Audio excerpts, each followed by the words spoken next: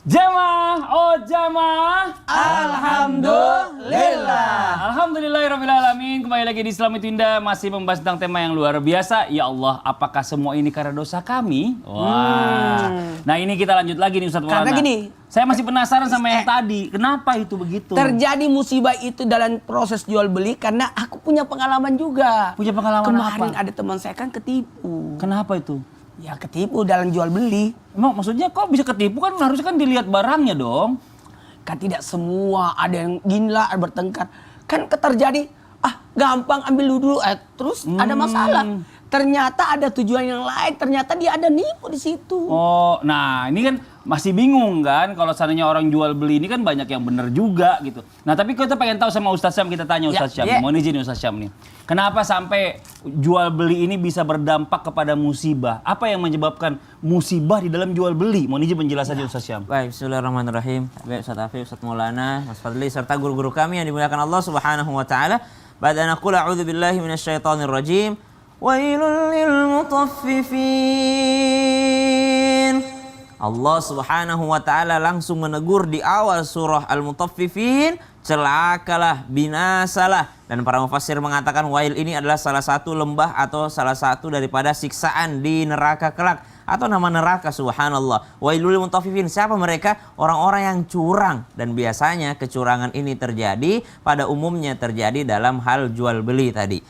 Pengurangan timbangan, pengurangan takaran. Kalau dia membeli, dia pengen dilebihkan. Tapi kalau dia menjual, dia mengurangi, subhanallah, daripada pembeli tersebut. Maka Allah sebut di awal ayat, di awal surah dengan mengatakan celakalah mereka. Kalau Allah Subhanahu wa taala sudah mengatakan bagi hamba tersebut adalah kecelakaan, berarti inilah musibah yang sangat besar. Yang kedua, musibah apa yang dimaksud dalam jual beli ini?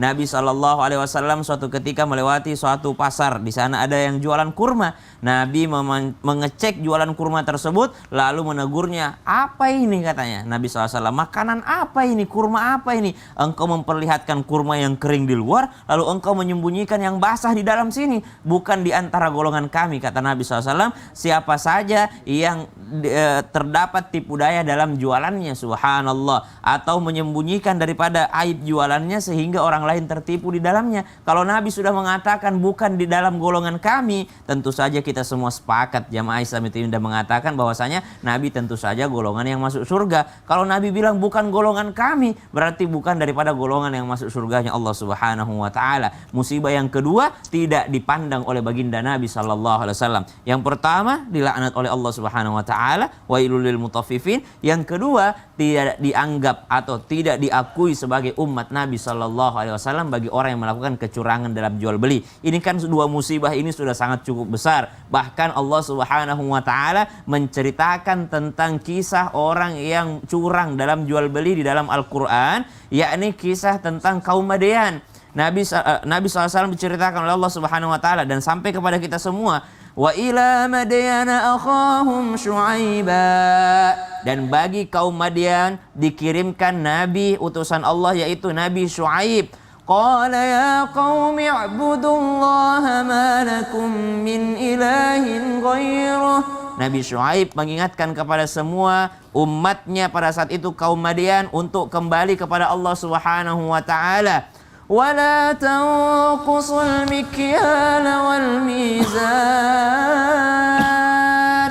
Dan inti daripada ajaran Nabi Syuaib alaihissalam kepada kaum tersebut adalah jangan pernah kalian daripada mencurangi pembeli atau daripada mengurangi timbangan, karena azab Allah bisa saja datang secara tiba-tiba. Lalu apa yang terjadi? Kota Madian dikenal subur, lalu Allah Subhanahu wa taala menahan daripada tumbuhan tersebut dan membuat mereka hancur lebur bersama dengan barang dagangannya, karena pada saat itu terjadi kecurangan yang luar biasa. Wallahu taala. Kaum Madian itu yang ada di Petra Jordania. Betul. Ya, benar ya. Yang kita pernah datang itu ya. Betul, diadab oleh Allah Subhanahu dengan gempa bumi. Oh, makanya di Petir. sana sekarang tandus gitu aja ya, Betul. maksudnya walaupun udaranya dingin, kalau lagi musim dingin, tapi kering, nggak ada pohon-pohonan Dan di sana. tahu nggak, itu menghilang itu. Menghilang seluruh Dan kesuburannya. tidak ada yang tahu di mana lokasinya. Allahu Cuma Akbar. orang Arab yang Allah Ta'ala. Jadi perjalanan sampai orang Eropa waktu itu ikutin orang Arab. Dia pura-pura masuk Islam. supaya tahu di mana itu Petra Madia. itu berada. Oh, Subhanallah. Masya Allah, luar biasa. Nah sekarang kita lanjut lagi nih Ustadz Maulana nih. Kan aku ada juga waktu itu. Oh iya, yang ikut ya, saya pikir nggak ikut. Kemarin kan nggak ngajak saya umroh. Gimana sih? Samping Cilengsi ya? Bukan, jauh. Jordania mahal. Mata uangnya ya Allah. Mau jajan kayak orang susah kita di sana. Kita lanjut lagi nih Ustadz Maulana nih, izin nih. Katanya musibah tuh datang katanya karena dosa-dosa kita yang kita pelihara. Contoh mungkin pelit, kikir sama keluarga. Ya. Tapi kan yang namanya keluarga itu kan nggak semuanya juga pinter dikasih kepercayaan. Ada juga yang udah dibantu ternyata disalahgunakan. Nah, ini apa yang harus dilakukan nih Ustadz Maulana? Mohon izin. Baik, bismillahirrahmanirrahim. Makasih banyak, Masya Allah, tabarakallah. Izin Ustaz Afif dan Ustaz Sam. Masya Allah, tabarakallah. Ya sudah pintar, barakah makan. Alhamdulillah. Beberapa hari dilatihnya. Bentar doa langsung aja. Disembur. Gitu. Baik, bismillahirrahmanirrahim. Allahumma shalli ala sayyidina Muhammad wa ala sayyidina Muhammad. Pembelajaran yang terbaik dalam hal sedekah. Sedekah yang terbaik ketika kita bersedekah kepada siapa? Kita dulu. Kita dulu. Kita dulu, kita dulu, kita dulu, kita dulu, kita dulu, kita dulu, kita dulu, kita dulu, kita dulu, kita dulu, kita dulu. Kemudian kepada sekitar kita, keluarga kita yang menjadi tanggung jawab kita. Kemudian saudara-saudara kita, keluarga, tetangga kita dan seterusnya. Kenapa? Karena berdampak yang terdekat adalah diri kita. Jangan pelit dengan diri. Jangan pelit dengan diri. Jangan pelit pada siapa? Keluarga. Karena di situ ada kewajiban nafkah dan sebagainya. Dan ingat, saudara, maaf, sebaik-baiknya orang lain tetap orang lain. Ya mungkin kita berkata saudaraku itu jelek, jahat, pelit. Ih, jangan ngomong begitu, saudara Ustadz lagi nonton. Bukan, ini kan contoh. Masa dibilang Ustadz Kayak saudara yang sungguh-sungguh, jelek? kayak Nggak sungguh-sungguh boleh gitu ya begitu. ngomong. Dah, ya Allah. Saudara tuh ganteng, baik. Iya, saudara saya baik semua. Iya. Ya udah, saudara dibilang jelek. Saudara, tapi bagaimanapun jahatnya, pelitnya, jahatnya saudaramu, dia adalah tetap saudaramu. Maka tetap berbaik, tetap bersedekah. Ingat, Sayyidina Abu Bakar pernah diingatkan karena pernah menahan bantuan kepada keluarganya yang masuk dalam kategori memfitnah Aisyah. Padahal dia selalu dibantu oleh Sayyidina Abu Bakar. Tapi langsung diingatkan. Karena ini bahaya. Ingat. Ketika kita membantu saudara, pahalanya 2 kali lipat. 2 kali lipat. Apa 2 kali lipat pahalanya itu? Pahala sedekah dan pahala silaturahmi. Persoalan dia jahat, persoalan dia pelit, jangan balas dengan keburukan, tapi balas dengan kebaikan. Kalaupun gini, dia aku nggak mau bantu dia, tapi minimal kau bantu anaknya. Karena anaknya tidak begitu. Jangan sampai, ya Allah, nauzubillah, summa nauzubillah. Siapa lagi yang membantu kita kalau bukan dia? Mungkin dia tidak membantu secara fisik, tapi bisa jadi dia mendoakan kita. Bisa jadi dia membanggakan kita. Makanya jangan pernah terhasut. Jangan pernah terhasut. Apalagi berkaitan dengan satu darah. Ini perasaan. Yang kau sakiti adalah ibumu. Yang kau sakiti adalah ayahmu. Makanya maaf. Itu kepada tetangga saja. Kalau kita berbuat jahat kepada tetangga, dosanya 60 kali lipat dibanding dosa kepada orang lain. Bagaimana dengan keluarga? Bagaimana dengan saudara? Ini selalu saya pikirkan. Ketika melihat saudara, yang kita ingat siapa? Ibu kita. Kita lihat saudara, saya lihat kakaknya Mas Padli yang cewek. Ingat ibunya Mas Padli. Semakin mirip sama mama mirip saya. banget, ya Allah. Lah, ada pengajian. Iya. Kok mirip banget. Oh, dia pengajian yang tahu sih Ustadz Maulana. Iya. Oh, ya Allah. Jangan terlalu banyak main jauh-jauh. Ntar pas giliran syuting ngantuk. Enggak dong, ya Allah. Aduh, ntar lemes lagi syutingnya. Enggak. Tosya di mana-mana. Makasih banyak Ustadz Maulana atas penjelasannya. Nah, sekarang kita lanjut lagi pembahasan berikutnya. Ini yang paling bahaya juga. Apa tuh? Ternyata tanpa kita sadari ada musibah yang terjadi ketika tidak mau peduli dengan jihad. Ah, tapi kan jihad sekarang kan beda. Kalau dulu jihad Rasulullah jelas, ya kan, membela agama. Iya. Nah kalau sekarang orang banyak menyalahartikan yang namanya jihad. Nah sekarang coba mungkin kita minta penjelasan sama guru kita Ustadz Afif. Yang selalu dibawa teman-temannya. Iya. Itu muridnya. Anak buahnya. Bukan muridnya. Itu jihad juga itu. Oh iya benar-benar. Gimana Ustadz Afif kalau ternyata ini jihad ini ada hubungannya dengan musibah. Jihad yang seperti apa yang dihubungkan dengan musibah? Mohon izin penjelasannya. Jihad itu bukannya baik ya? Silakan. Fadhol. Ustaz, izin ya Ustaz Maulana. Bismillahirrahmanirrahim. Jihad yang dikatakan di dalam ayat Al-Quran adalah jihad sesungguhnya bagaimana seseorang bersungguh-sungguh melakukan kebaikan. Saya tidak katakan jihad itu ngebom. Banyak orang salah kaprah terhadap sebuah jihad. Jihad yang paling berat adalah melawan diri sendiri. Oleh karenanya, barangkali apa sih korelasinya antara jihad dengan musibah?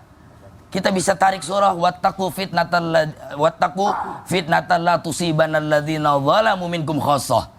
Takutlah kamu kepada sebuah fitnah, sebuah ujian, sebuah musibah yang kalau sudah diturunkan oleh Allah bukan cuma orang zalim doang. Nah, maksudnya itu. Boleh jadi orang melakukan kemungkaran dan sebagian melakukan kesalehan. Tapi kan yang saleh akhirnya kena ketika orang diazab. Ketika azab atau musibah Allah Subhanahu wa taala datang dalam bentuk murkanya Allah, yang kena bukan cuma orang yang zalim doang. Yang kena bukan orang yang suka minum minuman keras aja. Yang suka naudzubillah bermain perempuan aja. Yang suka berlaku zalim aja. Sebentar. Kita kasih kesempatan tetangga kita batuk. Silakan Pak mau batuk. Sudah batuk. Ya, lanjut. Itu berjihad. Demi jihad dalam batuk. Saya mau batuk. Capek. Masya Allah. Gitu-gitu kasihan ya kan. Jadi jihad sesungguhnya man ra'a minkum munkaran kata Nabi. Kalau ada lihat kemungkaran segera falyughayyir biyadihi. Kalau ada buang sampah sembarangan, kita langsung. Kalau memang dia tidak bisa ditegur, kita ambil sampahnya, kita masukkan ke kantong sampahnya dia, ke kantong bajunya dia. Itu jihad. Kantong sampah. Kantong bajunya dia kalau nggak kantong baju jangan dong. Kasihan. Kita kadang-kadang menganggap bahwa jihad itu sesuatu yang besar, menghegemoni sebuah masyarakat untuk kemudian ngebom dan naudzubillah min dzalik. Jihad sesungguhnya terhadap diri sendiri agar tidak ada kemungkaran. Falyughayyir biyadihi kata Nabi, rubah dengan kekuasaanmu, kalau tidak juga falyughayyir bilisani, paling tidak juga dengan kata-kata. Nah, hari ini sesungguhnya Islam itu indah, telah berjihad kepada Allah Subhanahu wa taala. Yang ketiga, maka fabi qalbi, dzalika adhaful iman. Ya paling tidak hati kita mengatakan bahwa ini adalah kemungkaran. Nah, saudara yang dirahmati Allah Subhanahu wa taala, percayalah, setiap kemungkaran pasti ada balasannya dan kita wajib menegurnya. Menegur wajadilhum billati hiya ahsan. Setidaknya menegur dengan cara yang baik, menegur dengan cara yang memang dianjurkan oleh syariat, tidak menegurnya dengan cara yang kasar. Itu juga bagian dari jihad. Nah, kemudian jihad yang lebih besar adalah bagaimana angkara murka seperti tadi disebutkan LGBT, minuman keras, mabok-mabokan, perjudian itu bisa dihindarkan. Kemudian ini memerlukan sebuah korelasi masyarakat, sebuah kolektivitas jihad secara bersama-sama. Walladzina jahadu fina lanahdiyannahum subulana. Orang yang bersungguh-sungguh jihad, maka kami akan bukakan pintu. Bukakan pintu apa? Bukakan jalan kami untuk kebaikan, kemakmuran, akan diangkat azabnya dari Allah Subhanahu wa taala. Dan jihad itu tidak mengenal lelah. Rasulullah SAW dengan keringatnya, dengan seluruh tumpah darahnya, beliau berjihad di jalan Allah. Dari yang terkecil kemudian yang terbesar. Bila di masyarakat kita ada pembalakan liar, maka jangan biarkan pembalakan liar, memotong hutan dan lain sebagainya. Itu dibiarkan. Ini merupakan sebuah jihad. Bener. Jihad secara kolektif yang bisa kita lakukan bersama-sama. Jadi kalau misalnya jihad bukan punya jagoan doang. Iya. Dan kita cuma bisa jadi jagoan. Nah, jadi kalau misalnya kita diamin aja orang menebang pohon liar segala macam, kalau kebanjiran kan kita juga kena kebanjiran. Karena erosi kita juga kena erosi. Itu yang terjadi banjir bandang. Karena tidak ada yang menahan tanah. Iya. Dengan adanya pohon itu kan menahan tanah. Benar. Sehingga air itu kan masuk ke dalam. Benar. Nah, sekarang kita lanjut lagi nih. Saya akan kembali membacakan pertanyaan masuk yang ada di sosial media. Selamat Tindak. Kalau gitu kita kembali ke segmen Tanya Dong Ustadz. Kami semua tanya dong Ustadz. Kita masuk ke pertanyaan dari Instagram hamba Allah. Ya. Assalamualaikum warahmatullahi wabarakatuh, Ustaz. Waalaikumsalam warahmatullahi wabarakatuh. Benarkah ada sebuah doa yang bisa merubah musibah menjadi nikmat? Dan bagaimana jika musibah itu datang bertubi-tubi hingga menghabiskan seluruh harta, menghilangkan nyawa orang-orang yang kita cintai? Nah, ini bagaimana Ustaz Syam? Ada doanya nih, mohon izin. Hafadhol. Ya. Baik, bismillahirrahmanirrahim. Tabe guruku, Ustaz Afif, Ustaz Maulana, Mas Fadli serta guru-guru kami yang dimuliakan Allah Subhanahu wa taala. Nabi Shallallahu alaihi wasallam mengajarkan kita sebuah doa ketika tertimpa musibah.